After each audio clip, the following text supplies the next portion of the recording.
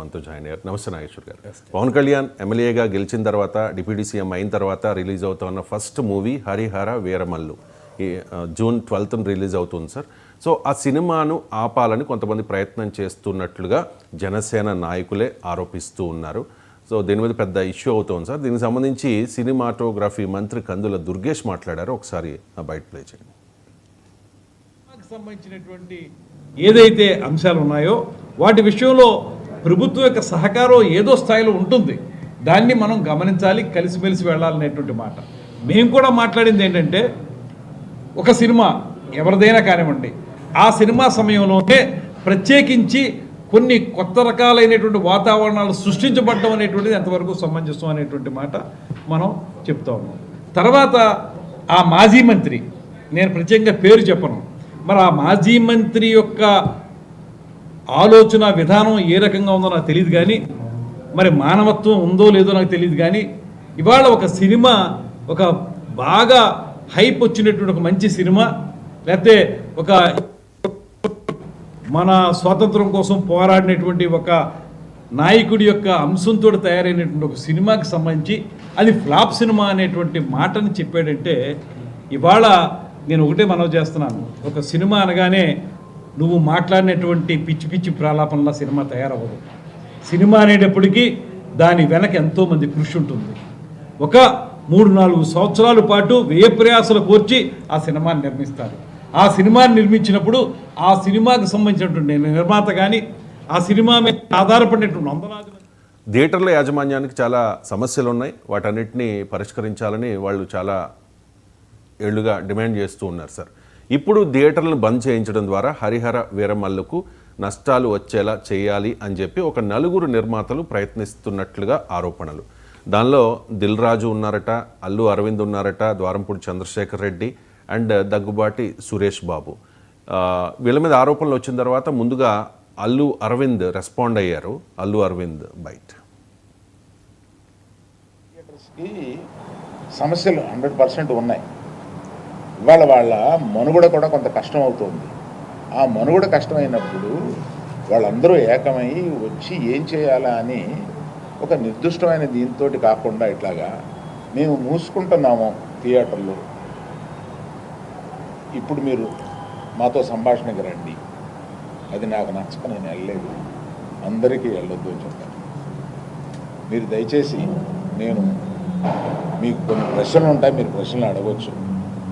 కేవలం మనం ఈ సమస్య ఇవాళ మాట్లాడుకున్న దానికి పరిమితం చేయకపోతే జనరల్గా ఏమవుతుందంటే, మీరు ఏదో అడుగుతారు, నేను ఏదో చెప్తాను, అది హెడ్డింగ్లోకి వెళ్ళిపోతుంది.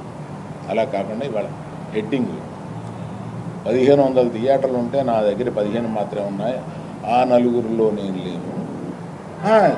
ఛాంబర్ ముందుకు రావాలండి. నేను ఛాంబర్లో ఏ పొజిషన్ తీసుకోను. నేను ఎప్పుడన్నా ముఖ్యమైన సంఘటనలు ఇలాంటివి ఎప్పుడన్నా ఉన్నప్పుడు వాళ్ళు పిలుస్తూ ఉంటారు. నేను వెళ్ళి పెద్దగా నేను చెప్పేసి వచ్చేస్తూ ఉంటాను. నేను రెగ్యులర్గా జరిగే ఛాంబర్ మీటింగ్స్కి అది వెళ్ళను. నిన్న అంటే కావాలని నిన్న పిలిచారండి. నాకు మేము మూసేస్తాం, మీరు రండి మాట్లాడతాం, అది నచ్చలేదు. అంటే మాలో మేము పరిష్కరించుకుంటాం అన్నది ఏంటంటే, నిర్మాత, డిస్ట్రిబ్యూటరు, ఎగ్జిబిటర్ మధ్యలో సమస్యలు ఉంటే మేము పరిష్కరించుకుంటాం. నిజమే కదండి. ఆ 4లో నేను లేను అంటూ అల్లు అరవింద్ ముందుకు వస్తే తర్వాత దిల్ రాజు కూడా నేను రెస్పాండ్ అయ్యారు సార్. ఒకసారి దిల్ రాజు బయట. మీ అందరికి అర్థమవుతుంది. మీలో నాకు తెలిసి మీరు అందరు జర్నలిస్టు మేధావులు. టోటల్ ఎపిసోడ్ మీకు క్లియర్గా అరటి పండు ఒలిసినట్టు ఓపెన్ చేశా. ఇది పేపర్ మీద రాసుకోండి. జూన్ 19 ఈస్ట్ గోదావరిలో స్టార్ట్ అయిన ఎపిసోడ్లో దిల్ రాజు ఉన్నాడా? మీరు చెప్పండి. ఇప్పుడు అడిగారు కదా, ఏప్రిల్ 19 ఈస్ట్ గోదావరి జరిగిన ఎపిసోడ్లో దిల్ రాజు ఉన్నాడా? మీ దగ్గర ఆన్సర్ లేని దాన్ని దిల్ రాజుని ఎందుకు దాన్ని ఇంక్లూడ్ చేస్తున్నారు? అంటే నైజాంలో సమస్య ఎక్కడ ఉన్నా సరే నైజాంలో సీరియస్ అయితే తప్ప ఈ ఇష్యూ పెద్దది అవ్వదు కదా. అది తప్పండి. ఎందుకు ఆంధ్రప్రదేశ్ మన కాదా? అవసరం ఉంటే ఇప్పుడు ఇటెంట్ అటు మా ప్రతిధ్వన సినిమా డైలాగ్ లాగా మాట్లాడొద్దు. నా దగ్గర టోటల్ వీడియోలు కూడా పెట్టా. ఏప్రిల్ 19 వాళ్ళ మీటింగ్ లో ఏం జరిగింది. ఆ వ్యక్తి సత్యనారాయణ డిస్ట్రిబ్యూటర్, ఎగ్జిబ్యూటర్ జనసేనలో కీలక వ్యక్తి అయినా మీ అందరికి అర్థమవుతుంది. మీలో నాకు తెలిసి మీరు అందరు జర్నలిస్ట్. సో ఉప ముఖ్యమంత్రి కార్యాలయం నుంచి ఒక ప్రకటన వచ్చింది సార్. దానిలో ఈ నిర్మాతల ప్రస్తావన కూడా వచ్చింది. తెలుగు సినిమా రంగం వారు తన సినిమా విడుదల సమయంలో వ్యక్తిగతంగా వచ్చి అర్జీలు ఇచ్చి టికెట్ ధర పెంచమని కోరడం ఎందుకు? అందరూ కలిసి వచ్చి ప్రభుత్వంతో స్పష్టంగా చర్చించమని శ్రీ పవన్ కళ్యాణ్ గారు సూచించారు. శ్రీ దిల్ రాజు గారు, శ్రీ అల్లు అరవింద్ గారు, శ్రీ డి సురేష్ బాబు గారు, శ్రీమతి వై సుప్రియ గారు, శ్రీ చిన్నబాబు, శ్రీ సి అశ్వనీదత్, శ్రీ నవీన్ ఎర్నేని తదితర నిర్మాతలు కలిసినప్పుడు అందరూ సంఘటితంగా ఉంటే పరిశ్రమగా అభివృద్ధి చేయవచ్చు అని కూడా తెలిపారు. అంటే ఈ ప్రస్తావన, ఈ పేర్ల ప్రస్తావన వచ్చింది కాబట్టి ఆ నలుగురిలో వీళ్ళు ఉన్నారు అని ఆరోపణలు వచ్చాయి సార్. దానికి అంటే అల్లు అరవింద్ రెస్పాండ్ అయ్యారు, దిల్ రాజు రెస్పాండ్ అయ్యారు, సురేష్ బాబు అయితే నాకు తెలిసి ఇప్పటి వరకు రెస్పాండ్ అవ్వలేదు. కొంతమంది అంటే ద్వారంపూడి చంద్రశేఖర్ రెడ్డి లాంటి వాళ్ళు కూడా రెస్పాండ్ అయ్యారు సార్. మేమేం పవన్ కళ్యాణ్ సినిమాలను అడ్డుకోవాలని ట్రై చేయడం లేదు అన్నట్టుగా. సార్ ఈ ఇష్యూ మీద మీ కామెంట్. అంటే పవన్ కళ్యాణ్ సినిమాను అడ్డుకోవడం నిజమైతే అంతకన్నా దుర్మార్గం ఇంకోట్లేదు. సినిమాను సినిమాగా చూడాలి, రాజకీయాన్ని రాజకీయంగా చూడాలి. ఇదేమి జనసేన కార్యక్రమం కాదు కదా. ఇది పవన్ కళ్యాణ్ తెలుగునాట ఇది హైలీ పాపులర్ యాక్టర్. ఆయన సినిమా కొరకు కొన్ని లక్షల మంది ఎదురు చూస్తూ ఉంటారు. ఆయనను అభిమానించేవారు కావచ్చు, సినిమాను అభిమానించేవారు కావచ్చు. అలాంటప్పుడు నిజంగానే హరిహర వీరమల్లు సినిమాను అడ్డుకోవటానికి ఎవరైనా ఇండస్ట్రీలో ప్రయత్నం చేస్తే అది నేరమవుతుంది. దాన్ని ఎట్టి పరిస్థితుల్లో అంగీకరించకూడదు. కానీ పవన్ కళ్యాణ్ ఒక సినిమా నటుడే కాదు, ఉప ముఖ్యమంత్రి. నిజంగానే ఒక సినిమా రావడాన్ని సినిమా ఇండస్ట్రీలో కొంతమంది అడ్డుకుంటే ఇట్స్ ఎ క్రిమినల్ యాక్ట్ కదా. ఇప్పుడు cinema is also freedom of expression. భావప్రజ్ఞా స్వేచ్ఛలో సినిమా కూడా వస్తుంది. అంటే భావప్రజ్ఞా స్వేచ్ఛ భారత రాజ్యాంగం ఇచ్చిన ఫండమెంటల్ రైట్. సో ఎవరో నలుగురు కలిసి ఒక ప్రజల భావప్రజ్ఞా స్వేచ్ఛను హరించి వేస్తుంటే right to exhibit, right to produce a film, right to see the film also, ఇవన్నీ రైట్స్ కదా. మరి ఆంధ్రప్రదేశ్ రాష్ట్ర ప్రభుత్వం ఎందుకు క్రిమినల్ కేసు పెట్టడం లేదు? ఇంత ఖచ్చితమైన ఇన్ఫర్మేషన్ ఉన్నప్పుడు, ఫలానా వాళ్ళు అడ్డుకుంటున్నారని కనుక ప్రభుత్వానికి ఇన్ఫర్మేషన్ ఉన్నప్పుడు, ఇది పవన్ కళ్యాణ్ వర్సెస్ సినిమా రంగంలో కొంతమంది పెద్దల మధ్య ఎందుకు ఉండాలి వివాదంగా? It's a clear case of a criminal act. ఇది నేరం కదా ఒక సినిమాని అడ్డుకోవడం అనేది. అందువల్ల ఇలా నాకు తెలిసినంతవరకు ఇంతవరకు ఎక్కడా కేసు పెట్టలేదు, ఎఫ్ఐఆర్ లేదు, ఏది లేకుండా ఉప ముఖ్యమంత్రి కార్యాలయం వారు ఆరోపణలు చేస్తే ఎట్లా? ఉప ముఖ్యమంత్రి కార్యాలయం నుంచి యాక్షన్ కావాలి, ఆరోపణ కాదు కదా. సో వెంటనే మరి హోంమంత్రి స్పందించాలి. రాష్ట్ర ఉప ముఖ్యమంత్రి స్థాయిలో ఉన్న వ్యక్తి, అదేం జనసేన కార్యాలయం నుంచి కాదు, సినిమా యాక్టర్ పవన్ కళ్యాణ్ కార్యాలయం నుంచి కాదు, ఆంధ్రప్రదేశ్ రాష్ట్ర ఉప ముఖ్యమంత్రి కార్యాలయం నుంచి ఆరోపణలు వచ్చినప్పుడు, మరి ఉప ముఖ్యమంత్రి హోదాలో ఆరోపణలు చేసినప్పుడు లెట్ దెర్ బి ఇన్వెస్టిగేషన్. మరి చంద్రబాబు నాయుడు ప్రభుత్వం విచారణకు ఆదేశించాలి. ఎందుకు ఆదేశించడం లేదు? సినిమా రంగంలో జరుగుతున్న ఈ మాఫియా ధోరణులు, ఇది మాఫియా కదా అడ్డుకోవడం అంటే. ఇప్పుడు పవన్ కళ్యాణ్ లాంటి స్థాయిలో ఉన్న హీరో సినిమాని అడ్డుకుంటే ఇక చిన్న సినిమాల గతి ఏంటి? ఇక సాధారణ సినిమాల గతి ఏంటి? ఇక మెసేజ్ ఓరియంటెడ్ సినిమాల కథ ఏంటి? లో బడ్జెట్ సినిమాల సంగతి ఏంటి? ఎవడు కాపాడాలి వీటిని? సో ఈ గుత్తాధిపత్యం అనేది ఇది మోనోపలీ చట్టాలు ఉంటాయి. ఈవెన్ ఇప్పుడు అమెరికా లాంటి కంట్రీస్లో కూడా గూగుల్ పైన కేసులు నడుస్తున్నాయి మోనోపలీ పైన, గుత్తాధిపత్యం ఉండకూడదని. మన దగ్గర కూడా గుత్తాధిపత్యాన్ని వ్యతిరేకించే కాంపిటీషన్ కమిషన్లు ఉన్నాయి. అందువల్ల గుత్తాధిపత్యమే నేరం అయితే అసలు ఒక ఇంకో సినిమాను అడ్డుకోవడం ఎంత పెద్ద నేరం? మరి నాకు నిజంగా అర్థం కాదు. ఆరోపణల స్థాయిలో ఎందుకు ఉంది? ఎందుకు హోంమంత్రి స్పందించి కేసు పెట్టడం లేదు? ఇది క్రిమినల్ యాక్ట్ కదా. ఎందుకు ఆంధ్రప్రదేశ్ రాష్ట్ర ప్రభుత్వం పవన్ కళ్యాణ్ సినిమాని అడ్డుకుంటున్న ప్రేక్షక పాత్ర ఎందుకు పోషిస్తోంది? ఆ నలుగురి పైన క్రిమినల్ ఇన్వెస్టిగేషన్ ఎందుకు ఆదేశించదు? దానిపైన చర్య ఎందుకు తీసుకోదు? ఇది మొదటిగా ఉండే క్వశ్చన్. రెండవది, సినిమా రంగంలో అనేక రకాల అనారోగ్య ధోరణులు ఉన్నాయి అనేది మరొక్కసారి రుజువైంది. సినిమా రంగంలో ఈ గుత్తాధిపత్యం ఉంది. థియేటర్ల విషయంలో కావచ్చు, సినిమా పరిశ్రమలోనే గుత్తాధిపత్యం ఉంది. మీకు సినిమా కొన్ని కుటుంబాల చేతిలో ఎలాగైతే రాజకీయాలు కుటుంబ రాజకీయాలుగా మారాయో సినిమాలు కూడా సినిమా పరిశ్రమ గల కొన్ని కుటుంబాల చేతిలో ఉండిపోతుంది. వాళ్ళే హీరోలు, వాళ్ళే డైరెక్టర్లు, వాళ్ళే ప్రొడ్యూసర్లు, వాళ్ళే థియేటర్ యజమానులు. ఈ ఈ ఈ రకమైన మోనోపలి ఏంటి? ఇది హెల్తీ అవుతుందా? ఒక సినిమా పరిశ్రమ ఎలా ఉండాలి అంటే ఎవరికైనా సృజనాత్మకత ఉంటే వారు వచ్చి తమ సృజనాత్మకతను ప్రదర్శించుకోవటానికి పరిశ్రమ అన్ని రకాల అవకాశం ఇవ్వాలి. ఇలా అవకాశం ఇస్తుందా? అందువల్ల ఇవాళ ఈ రైజ్ చేసిన అంశమే కాదు. సో నీకు ఎవ్రీ స్టేజ్లో ఎవరైనా బాగా టాలెంటెడ్ పర్సన్ వస్తే అతను హీరో కావడం అంత సులభమా? హీరోయిన్ కావాలంటే ఏం కావాలో మనం కాస్టింగ్ కౌచ్ ఎపిసోడ్లో చూసాం కదా. కాస్టింగ్ కౌచ్ ఎపిసోడ్ పైన ఇంతవరకు ఏమీ లేదు, విచారం లేదు, ఏమీ లేదు. సమంత లాంటి వాళ్ళు రైజ్ చేశారు, సినీ పరిశ్రమలో ఉన్న ప్రముఖ మహిళలు రైజ్ చేశారు. ఎవ్వరూ ఎక్కడా పట్టించుకున్న పాపాడ పోలే. ఏ ఒక్కడిపైన కేసు లేదు, ఏమీ లేదు. అక్కడ హేమా కమిటీ రిపోర్టు వచ్చిన తర్వాత కేరళలో దేశమంతా చర్చ జరిగింది. కానీ ఏ సినిమా పరిశ్రమకు చెందిన పెద్ద మనిషి పైన యాక్షన్ అయింది? తర్వాత డ్రగ్స్ పైన సినిమా పరిశ్రమ ఉందని ఎవరిపైన ఏ చర్య అయింది?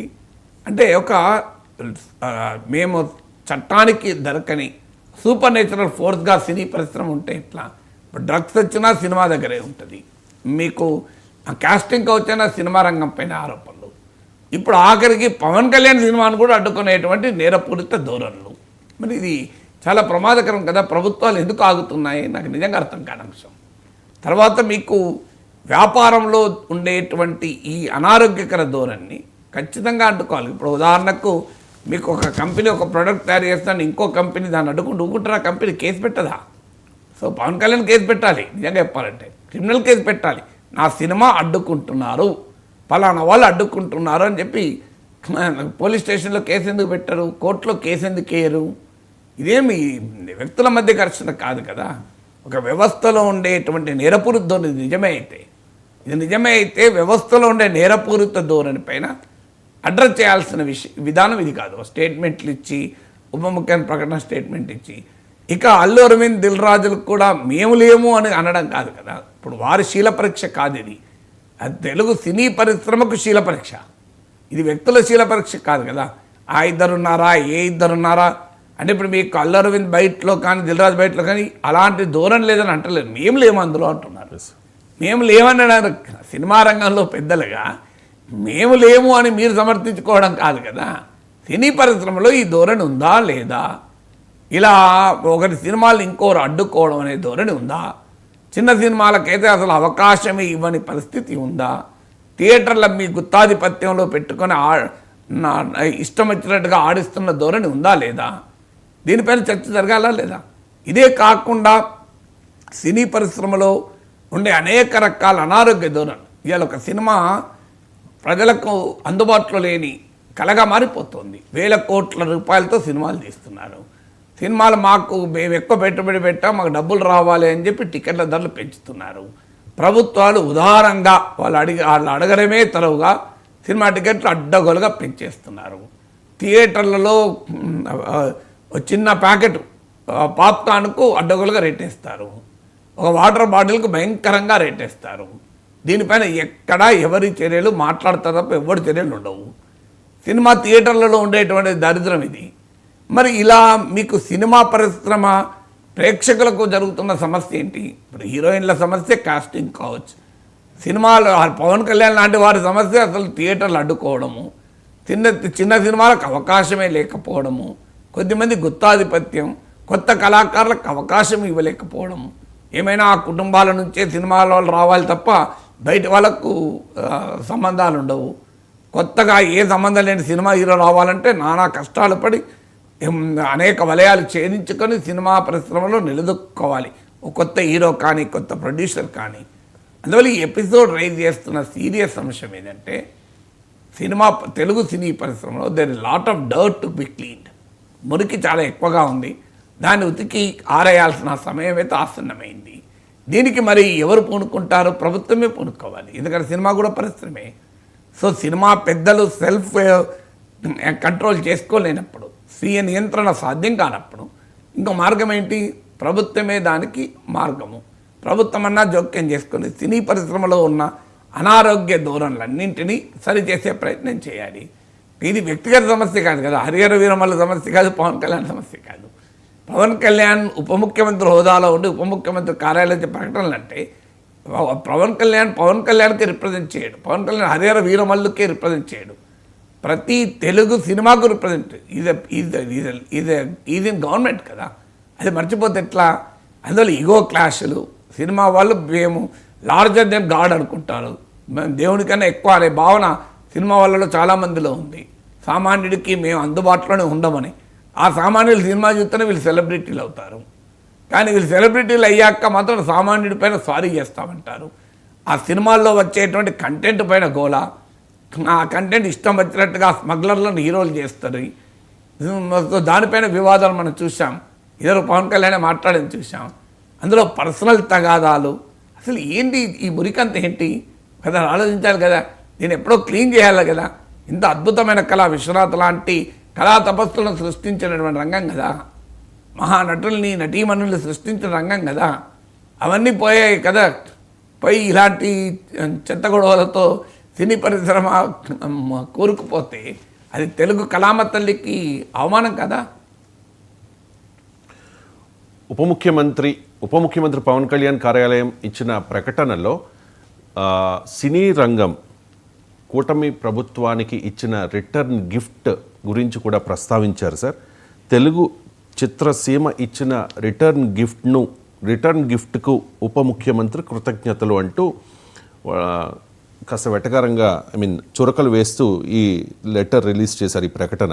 ఆంధ్రప్రదేశ్లో ఎన్డీఏ కూటమి ప్రభుత్వం ఏర్పాటై ఏడాది కావస్తోన్న తెలుగు సినిమా సంఘాల ప్రతినిధులు గౌరవ ముఖ్యమంత్రి గారిని మర్యాదపూర్వకంగా కలిశారా అంటూ క్వశ్చన్ చేశారు సార్. గత ప్రభుత్వం సినిమా రంగం వారిని, అగ్రనటుల్ని ఎలా చేత్కరించిందో మరచిపోయినట్లున్నారు. ఇకపై ప్రభుత్వంతో వ్యక్తిగత చర్చలు ఉండవు, సినిమా సంఘాల ప్రతినిధులే రావాలి, కూటమి ప్రభుత్వం వ్యక్తులను కాదు సినిమా రంగం అభివృద్ధినే చూస్తుంది అంటూ చాలా అంశాలను వాళ్ళు ప్రస్తావించారు. ముఖ్యంగా ఎందుకు సినీ రంగం అంతా కలిసి ముఖ్యమంత్రి చంద్రబాబు నాయుడిని కలవడానికి రాలేదు, మరి గతంలో మీరు వచ్చారు, అవమానాలు పడ్డారు, కానీ ఇప్పుడు ఎందుకు రావట్లేదు అని చెప్పి చాలా ఘాటుగా క్వశ్చన్ చేశారు సార్ పవన్ కళ్యాణ్. అంటే ఇప్పుడు ఇది ఈగో ప్రాబ్లమా? అంటే చంద్రబాబు నాయుడు కలవకపోవడం వల్ల కోపం వస్తుందా? నాకు నిజంగా అర్థం కాని విషయం. సో వాళ్ళకి ఏమైనా ఇష్యూస్ ఉంటే కలుస్తారు, లేకుంటే కలవరు. వచ్చి కలవాలి, అందరూ వచ్చి మర్యాదపూర్వకంగా దండం పెట్టుకొని పోవాలా చంద్రబాబు నాయుడుకి, ముఖ్యమంత్రికి? అసలు ఈగో కూడా మంచిది కాదు కదా అంటే నేను. నిజంగానే వాళ్ళకి ఇష్యూస్ ఉంటే ప్రభుత్వం పిలవచ్చు, దీంట్లో ఈగో ఎందుకండి? తెలుగు సినీ పరిశ్రమ అభివృద్ధి ప్రభుత్వం కోరుకుంటే ప్రభుత్వమే సినిమా రంగంలో ఉన్న పెద్దలందరినీ పిలిచి, సినిమా రంగం ఇది నాట్ అండ్ ఎలక్టెడ్ బాడీ. ఒక ఫిల్మ్ ఛాంబర్కి ఏదో ఎలక్షన్స్ అవుతాయి, మాకు ఎలక్షన్స్ అవుతాయి, కానీ ఫిల్మ్ ఛాంబర్కు మాకు నాయకత్వం వహించే వాళ్ళే సినిమా రంగాన్ని శాసించరు. సినిమా రంగాన్ని శాసించేవారు వేరే వాళ్ళు ఉంటారు. మీరు పిలవండి. మరి రాష్ట్ర ప్రభుత్వం ఒక్క ఏడాదిలో రాష్ట్ర ప్రభుత్వం చలనచిత్ర రంగ పరిశ్రమ అభివృద్ధి కొరకు సినిమా రంగం పెద్దలు ఎందుకు పిలవలేదు? వాళ్ళే రావాలి, వాళ్ళే వచ్చి మాట్లాడాలి, మర్యాదపూర్వకంగా చంద్రబాబు నాయుడు కలవాలి, బొకే ఇవ్వాలి. అసలు ఈ గోలే నాకు నిజంగా అర్థం కాని విషయం. నిజంగానే తెలుగు చలనచిత్ర పరిశ్రమ పట్టించుకోకపోతే చాలా తప్పేది. ముఖ్యమంత్రి, అందులో చంద్రబాబు నాయుడు అంటే చాలా రెస్పెక్ట్ కూడా. తెలుగుదేశం పార్టీకి సినిమా రంగానికి చాలా సన్నిహిత సంబంధం. మన నందమూరి బాలకృష్ణ ఏం చేస్తున్నాడు? సినిమా రంగంలో ఆయన భాగస్వామి కాదా? అసలు తెలుగుదేశంలో చాలామంది సినిమా పెద్దలు ఉన్నారు కదా. సో తెలుగుదేశం పార్టీ తరఫున ఎమ్మెల్యేలు, ఎంపీలైన వాళ్ళు చాలామంది ఉన్నారు కదా. వాళ్ళంతా ఏం చేస్తున్నారు మరి? అసలు ఆశ్చర్యంగా ఉంది నిజంగానే. ఇప్పుడు వైఎస్ఆర్ కాంగ్రెస్ పార్టీ వాళ్ళది అదే పంచాయతీ ఉండే, జగన్మోహన్ రెడ్డి సినిమా పరిశ్రమ గౌరవించలేదని. తెలంగాణలో మనం అదే పంచాయతీ విన్నాం, రేవంత్ రెడ్డిని తెలుగు సినిమా పరిశ్రమ గౌరవించలేదని. కానీ చంద్రబాబు నాయుడును గౌరవించకపోవడం అనేది నిజంగానే అయితే దాని మించిన ఆశ్చర్యం ఇంకోట్లేదు. ఎందుకంటే చంద్రబాబు నాయుడు పట్ల గౌరవం ఉండకపోవడం ఏంది? ఆయన సినీ పరిశ్రమకు తెలుగుదేశానికి ఉన్న అనుబంధం మనకు తెలుసు కదా. మరి నందమూరి బాలకృష్ణ సినిమా రంగంలో పెద్దల్లో భాగం కాదా? ఆయన ఏమైనా వేరా? మరి బాలకృష్ణ ఎందుకు వస్తలేడు అనే క్వశ్చన్ వస్తుంది కదా. సో అనేక మంది సినిమా డైరెక్టర్లు, సినిమా నటులు తెలుగుదేశంలో చాలా పదవులు కూడా ఉన్నారు, ఇప్పటికి కూడా పార్టీలోనే ఉన్నారు కదా తెలుగుదేశంలో సినిమా రంగ ప్రముఖులు లేరా? మరి వాళ్ళందరూ ఎందుకు ఇనిషియేటివ్ తీసుకోవడం లేదు?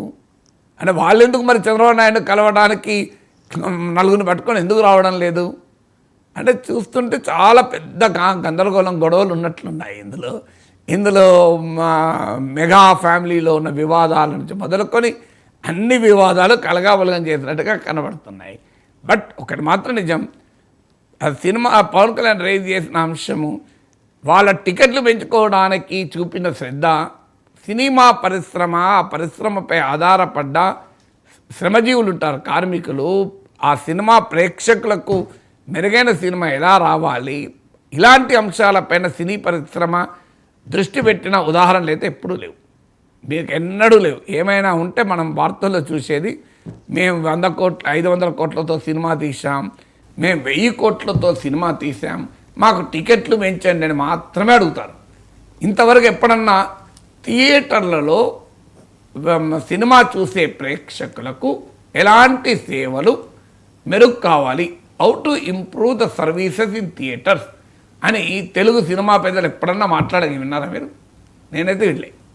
ఎన్నడన్నా పెద్ద పెద్ద వాళ్ళందరూ కూర్చొని, మీరు సినిమా రంగంలో ఉన్న పెద్ద పెద్ద వాళ్ళందరూ కూర్చొని థియేటర్లలో మనం మరింత ప్లెజెంట్ ఎక్స్పీరియన్స్ ఎలా ఇవ్వగలం సినిమా ప్రేక్షకులకు అని ఎక్కడన్నా సీరియస్గా చర్చించిన ఉదాహరణ ఉందా? లేదు. పోనీ మంచి సినిమాలు, సమాజానికి సందేశాత్మక సినిమాలు, సమాజాన్ని సరైన మార్గంలో పెట్టడానికి సినిమా రంగాన్ని ఎలా ఒక పవర్ఫుల్ వెపన్గా, ఆయుధంగా వాడాలి అని ఎవరన్నా సినిమా పెద్దలు చర్చించంగా విన్నారా మీరు ఎప్పుడన్నా? ఒక్క సెమినారో, ఒక్క రౌండ్ టేబుల్, ఒక్కరు కలిసి కూర్చొనో మాట్లాడుకున్న ఉదాహరణ ఉందా? 3, సినిమా టికెట్ల ధరలు పెంచుకోవడం అనే ఆలోచన తప్ప సినిమా ఖర్చులు తగ్గించి సినిమా ప్రేక్షకులకు మరింత తక్కువ ఖర్చుతో అందుబాటులో ఉండేలా మనం ఏం చేయగలం? దీని గురించి ఎప్పుడన్నా ఆలోచించే చూసారా మీరు ఎప్పుడన్నా?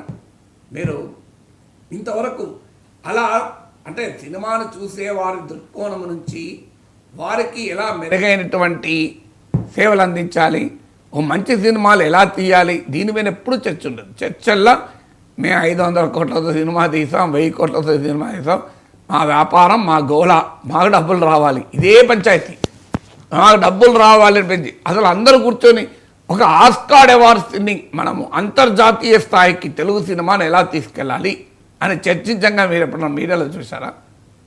పోనీ సినిమా రంగంలోకి వస్తున్న కొత్తగా వచ్చే కళాకారులు ఎలా వారికి అవకాశాలు ఇవ్వాలి అని చర్చించంగా చూసారా? ఎన్నడన్నా? ఇప్పుడు కొత్తగా ఎంతోమందికి సినిమా నటులు కావాలి, నటీమణులు కావాలని ఆశిస్తారు, కొత్తగా డైరెక్టర్ కావాలని ఆశిస్తారు. వారికి మేము ఏ రకంగా సినీ పరిశ్రమ ద్వారాలు తెలుస్తుంది, ప్రోత్సహిస్తుంది అని ఎక్కడన్నా చర్చించంగా మీరు చూసారా? చర్చించి ఇంకో ఈ పని చేయాలి. అందువల్ల సినిమా పరిశ్రమలో ఉండే బాధ్యతారాహిత్యానికి ఇది ఒక పరాకాష్ట. మీరు సినిమా పరిశ్రమ అంటే మేము పెట్టుబడి పెడతాం, మేము డబ్బు సంపాదిస్తాం, మాకు ఎక్కువ టికెట్లు ధరలు కావాలి, దాని కొరకు మేము ప్రభుత్వంతో బార్గెనింగ్ చేసుకుంటాం. ప్రభుత్వాలు కూడా అదే, మమ్మల్ని కలిస్తే చాలు, మర్యాదపూర్వకంగా కలవడలేదు, ఇది కాదు సమస్య. సమస్య వేరు. మర్యాదపూర్వకంగా ముఖ్యమంత్రిని కలిశారా లేదా అని ఇగో సమస్య ఎందుకు? సినిమా పరిశ్రమను ఎలా డెవలప్ చేయాలి, ఆంధ్రప్రదేశ్కి సినిమా పరిశ్రమ ఎలా తీసుకురావాలి, ఆంధ్రప్రదేశ్లో సినిమా షూటింగ్స్ను ఎలా పెంచాలి, సినిమా రంగాన్ని విశాఖపట్నంలో ఎలా డెవలప్ చేయాలి, వీటిపైన మీకు సినిమా పెద్దలు చర్చించరు, ప్రభుత్వము సినిమా పెద్దలు పిలవదు, సినిమా పెద్దలు మర్యాదపూర్వకంగా ముఖ్యమంత్రిని కలవరు. మరి ఎట్లా? ఇంతకాలం ఈగో క్లాష్. అందువల్ల ఖచ్చితంగా తెలుగు సినీ పరిశ్రమ, చంద్రబాబు నాయుడు ప్రభుత్వం మధ్య గ్యాప్ ఏంటో నాకు నిజంగా అర్థం కాని విషయం. అందులో మరి తెలుగుదేశం అనుకూల సినిమా పెద్దలు చాలామంది ఎందుకు ప్రేక్షక పాత్ర పోషిస్తున్నారో తెలియదు. అంటే మరి అందులో పవన్ కళ్యాణ్కు అల్లు అరవింద్కు మధ్య గ్యాప్ ఉంది, ఆ గ్యాపే మొత్తం సినిమా పరిశ్రమ గ్యాప్గా మారిందా? దీనికి కారణాలు ఏంటి? మన సినిమా పరిశ్రమలో ఈ వ్యక్తిగతమైన విభేదాలు ఏంటి? This is something to be seriously watch కదా. నిజంగానే పవన్ కళ్యాణ్ అన్నట్టు మీరు నిజంగానే ఎలక్టెడ్ బాడీస్తో మాట్లాడండి, మా అసోసియేషన్తో, ఫిలిం ఛాంబర్తో మాట్లాడండి, అవి ఎలక్టెడ్ బాడీస్ కదా, సో ఆడ ఎలక్షన్లు అవుతాయి. లేదు మీరు కావాలనుకుంటే సినిమా పెద్దలతో మాట్లాడండి. అటు ప్రభుత్వము ఇటు సినిమా కూడా దీన్ని ఒక తమ దూరంలో తాము నడిపించుకుంటే ఏ రకంగా తయారవుతుంది? ఈగో క్లాష్ ఎందుకు? చూస్తుంటే గవర్నమెంట్లో ఈ సినిమా ఇండస్ట్రీ గవర్నమెంట్కి మధ్య ఒక పెద్ద ఇగో క్లాష్ నడుస్తున్నట్టుగా అనిపిస్తుంది.